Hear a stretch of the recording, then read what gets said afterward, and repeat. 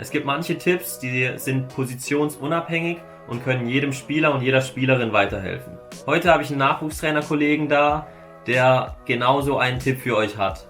Vielen Dank, Franz-Georg, dass du mitgemacht hast. Ich freue mich auf deine Gedanken zum Thema Spiel mit Ball.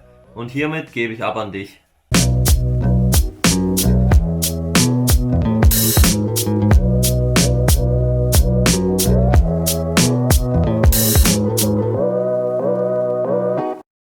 Danke, Manu.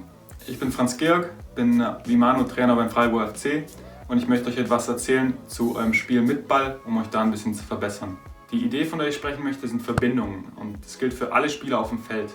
Es sind 3 Schritte, die ihr befolgen könnt, um euer Spiel noch ein bisschen besser zu machen und bessere Lösungen zu finden für eure Mannschaft. Die 3 Schritte sind: zuerst Verbindungen wahrzunehmen mit euren Mitspielern, als zweites eure Verbindungen dann zu stärken im Sinne der Mannschaft und als drittes dann gute Lösungen auf dem Feld mit Ball und ohne Ball zu finden. Ich werde da jetzt im Detail nochmal drauf eingehen, vor allem an 2 Beispielen. Zuerst geht es um den linken Innenverteidiger. Was bedeutet jetzt Verbindung, wenn er den Ball hat? Verbindung heißt immer, ich achte darauf, wo sind die Mitspieler, die bei mir in der Nähe sind und mit denen ich etwas zu tun habe.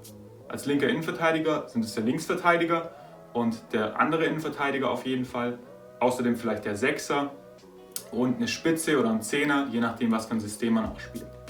Und diese Verbindung im ersten Schritt möchte ich erstmal nur wahrnehmen. Das heißt, egal wo der Ball gerade ist, egal wer in meinem Team den Ball hat, was gerade passiert, möchte ich immer wissen, wo ist mein linker Verteidiger, wo ist der andere Innenverteidiger, wo ist der Sechser und wo ist vielleicht die tiefe Option, die ich auch suchen kann.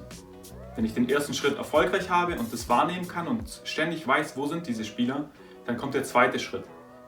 Die Verbindungen stärken und verbessern. Als linker Innenverteidiger kann ich zum Beispiel immer versuchen, anspielbar zu sein für den anderen Innenverteidiger, wenn der den Ball abbekommen könnte. Als zweite Option kann ich darauf achten, wo ist mein linker Außenverteidiger, wann macht er vielleicht einen tiefen Weg und wie kann ich den dann einbinden, auch schon bevor ich den Ball habe, dass ich diese Idee im Kopf habe. Und natürlich immer die tiefe Lücke auch zu sehen, den Sechser oder die Spitze, den Zehner. Diese Verbindung, wie kann ich die verstärken? Muss ich da 5 Meter vielleicht nach links gehen oder rechts, damit die Lücke da ist, wenn ich den Ball dann mal bekomme und dann die Lösung finden kann.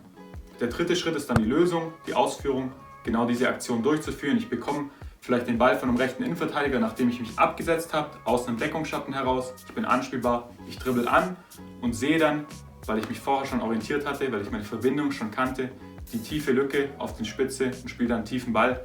Erinnert euch da auch an das Video von Simon, auch hier bei Manu im Channel, wo es um den Innenverteidiger geht. Als zweites Beispiel möchte ich euch von einem rechten Achter vorstellen, in einem 4-3-3. Eine relativ klassische Position, die seht ihr auch häufig. Und da gibt es auch viele Verbindungen auf so einer zentralen Position. Als rechter Achter habe ich zum Beispiel schon mal Verbindung mit meinem rechten Innenverteidiger und dem Sechser, weil von den beiden möchte ich vielleicht einen Ball bekommen, wenn wir im Spielaufbau sind. Diese Verbindung muss ich erstmal wahrnehmen, genauso wie die Verbindung nach vorne, vielleicht zur Spitze im 4-3-3 und zum rechten Flügel. Jetzt habe ich wieder 4 Verbindungen als Beispiel, die ich wahrnehmen kann, wo ich ständig darauf achten kann, wo sind denn diese 4 Spieler, egal wo der Ball gerade ist. Das ist Schritt 1. Schritt 2 ist dann wieder die Verbindungen stärken. Wie kann ich die Verbindung nach hinten stärken, zum IV und zu den Sechsern? Da kann ich mich vielleicht besser anbieten, eine bessere Lücke finden, schauen schon, ist die Lücke da, bevor der Ball zum IV kommt oder bevor der Ball zum Sechser kommt. Bin ich denn anspielbar, wenn der Ball dahin kommt? Also da auf die Verbindung achten. Und nach vorne hin kann ich auf die Verbindung achten, indem ich schon sehe, wo ist denn der rechte Flügel gerade? Ist der an der Abseitskante und kann einen tiefen Weg machen? Wo ist die Spitze? Lässt sie sich eher gerade fallen? Macht die einen tiefen Weg? Lauert die? Und wie ist da die Verbindung, wenn ich den Ball bekommen habe, ihn weiter zu spielen? Und in der Ausführung, der dritte Schritt, ist es dann idealerweise so, ich biete mich gut an auf der 8, ich habe eine Lücke, die ich schon vorher gefunden habe zu meinem rechten Innenverteidiger, der bekommt den Ball, kann auf mich tief spielen und ich habe dann schon im Kopf die Verbindung nach vorne, auf meinen Flügelspieler, auf die Spitze, kann vielleicht einen Doppelpass spielen oder einen tiefen Steckpass auf einen der beiden und so das Spiel nach vorne bringen. Ich fasse nochmal kurz zusammen, wie könnt ihr euer Spiel mit Ball verbessern? Der erste Schritt ist Verbindung wahrnehmen. Auf eurer Position zu den 2, 3, 4, 5, je nachdem wie gut ihr da auch schon drin seid, Mitspielern, die in eurer Nähe sind und die für euch wichtig sind, auch in eurem Spielsystem. Der zweite Schritt ist dann die Verbindung stärken. Wie kann ich mich besser positionieren? Wie kann ich, um meinen Mitspielern und der Mannschaft zu helfen? Da hier auch eine Challenge an alle, sich besser positionieren heißt nicht immer, dass ich den Ball bekommen kann, sondern manchmal ist es auch eine bessere Positionierung, dass jemand anders in meiner Mannschaft davon profitieren kann. Vielleicht ein Lauf, mit dem ich den Gegner wegziehe. Der Schritt dann ist was Intuitives für euch. Wenn ich diese Infos schon habe und den Ball bekomme oder mein Mitspieler den Ball bekommt, dann eine gute Lösung zu finden, das macht Fußball aus und ich glaube, da habt ihr am meisten Spaß auch dran. Vielen Dank, Manu. Toller Channel, toller Adventskalender. Ich hoffe, du machst weiter und es ist schön, da immer wieder reinzuschauen. Ciao. Ciao, Franz Georg. Dir nochmal vielen Dank fürs Teilen deiner Gedanken. Ich finde die Dinge, die du angesprochen hast, sehr interessant. Ich glaube auch, dass man sich als Spieler immer hinterfragen muss, wie man seinem Team noch besser weiterhelfen kann mit seiner eigenen Positionierung. Und hierbei ist es jetzt gut, dass Franz Georg 3 Schritte genannt hat, die wir unter anderem beobachten können an uns selbst oder auch als Trainer, wenn wir an der Seitenlinie stehen, die wir an unseren Spielern und Spielerinnen beobachten können.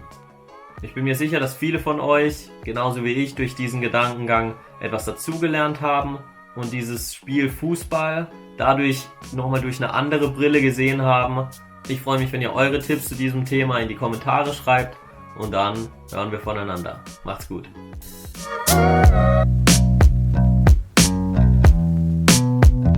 Vielen Dank, dass ihr das Video angeschaut habt. Wenn ihr mehr Tipps wollt, dann abonniert doch gerne den Kanal und zeigt den Kanal auch euren Mitspielern und Mitspielerinnen, dass jeder aus eurem Team besser werden kann.